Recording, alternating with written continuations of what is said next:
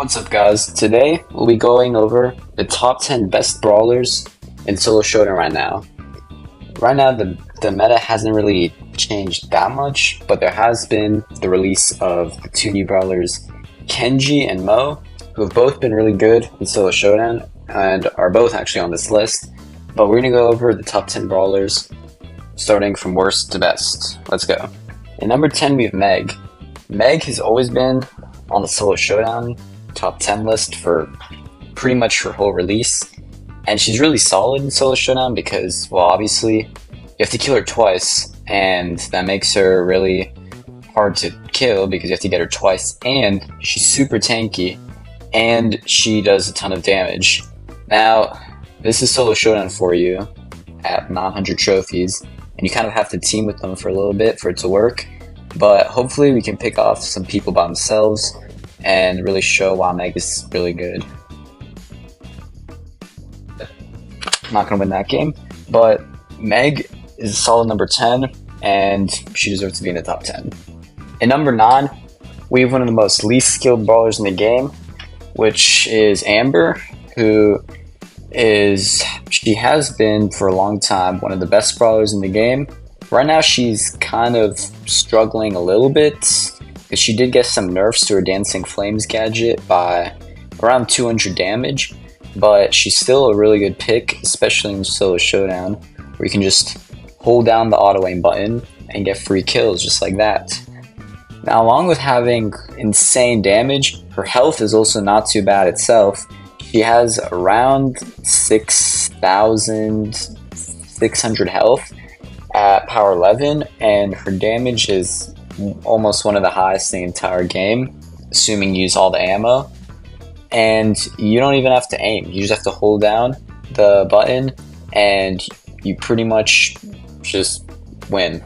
Next up, we have one of the most solid ever brawlers for Solo Showdown, who's Cordelius. Since his release, I don't think he's ever gone out of the top 10. He's just insane with his super plus damage, and once you get that super, it's pretty much just a 8-second invincibility glitch, which you can use in endgame to secure you get in that top 4 for the win streak to keep going. So with his gadget, which just silences people and can't make them attack, if you pair that up with the super, it comes with insane value where you're faster than them, they can use their super or gadgets, and they can't even attack. And that's why Cordelius is number 8 on the list. In number 7, we have by far the most hated brawler ever added to the game, Kit. Now, Kit got a pretty huge nerf in one of the last couple bounce changes where he only gets 150% more damage and health with every cube, and that's made him a lot worse in Solo Showdown, but he's still at the point where you can't go a single game without playing one Kit if you're playing Solo Showdown. Now, really, the only thing going for him in Solo Showdown is his first star power, which, like I said earlier, increases his his damage and health by 150%, which is 0.5 times more damage, which is pretty insane. Without it, he'd definitely not be in the top 10 at all, but so far, he's still 10 brawler. Coming in at number 6, the top of the bottom half, we have the newest brawler, which is Kenji. Now, Kenji, his best modes aren't even... It's 3v3, that's what his best modes are. But he's still just so good in any game mode that he's still a top 10 brawler in Solo Showdown. Now, the reason is, I don't know if you've been able to play him because he's so new, but his star power, he's pretty much invincible. For one shot of every 3 seconds, if he doesn't take damage, he just becomes invincible. And that recharges infinitely throughout the whole game.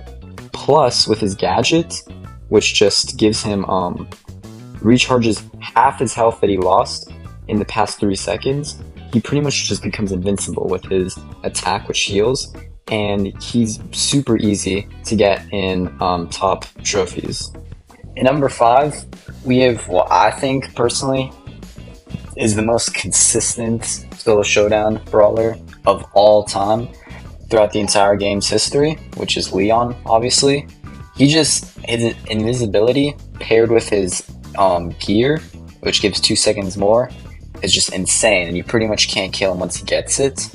And also his gadget acts as a little shield, which he can just use whenever he wants, 3 times a game, and they're just gonna have to go through it every time. Also, Leon does insane damage at close range, and he has insane range for a brawler that's an assassin, so he can always charge a super whenever he wants, and always just sneak up on someone when he gets a super and win the game. At number 4, we have Lily, who got debatably one of the biggest balance changes in Brawl Stars history, where really her damage was multiplied by 2, because she got an extra ammo slot, which I don't think that's ever been really done before. But the main reason she's so good in Solo Showdown is because of her gadget. Now with this, you get up to 3 or 4, pretty much just invincibility for 3 seconds, and you can go wherever you want. You just escape any situation, or you could just use it to sneak up on someone and get a free kill. So Lily's been super dominant, but she did get a slight nerf. However, in the next balance change, she is getting a rework for her gadget, so we'll see how she'll be. If I had to guess, I would say she's not going to be in the top 5 or 10 anymore, but we'll see what they do. Now we got one of the most nasty brawlers that's just come up from his new recent buff, which is Chester. Now Chester was pretty bad. I don't know if you guys remember, but he was pretty bad because he just was not consistent damage and he didn't have that much health. But after this recent rework, which is really a buff, he's just been insane. I mean, essentially what the balance change was he got a whole extra attack, which was just his old star power. They made it his normal kit, and they made it so that his new star power pretty much just doubled the damage of his first attack, which is only 1, which is the weak part of his attack. And that just made him he's pretty much like a top 5 brawler in the game right now. And especially in Solo Showdown, that's why he deserves the top 3 ranking. Coming in number 2, runner up to number 1, it's gotta be Surge. Surge, he's been crazy in all the game modes, especially, probably Solo Showdown is his worst game mode, but still, he's top 2, top 3 in Solo Showdown, just because of that insane super, plus his ability to have the gadget, which gets him to the stage 2. Once he gets to stage 2, it's really just you could pretty much get a guaranteed victory. It's just getting off that stage 1, but with the help of the gadget, it just makes it so much easier to get to that stage 2, and then you can get to the higher ones, and you pretty much have a locked win. And that's why Surge is definitely top 2. Coming in number 1, first place, is the new brawler, Mo. I know some people probably were not expecting Mo to be even in the top 5, but once you actually get to really play him, you'll just see how insane. He's definitely 100% getting a nerf in the next balance change. How insane he is. His damage is just crazy. I mean, he can do up to 3,000 damage with 1 hit from pretty far range, and he can deal pretty good damage at close range too. And once he gets to his Digger form, and you just get that little jolt on someone so they get knocked back, it's pretty much just a free kill.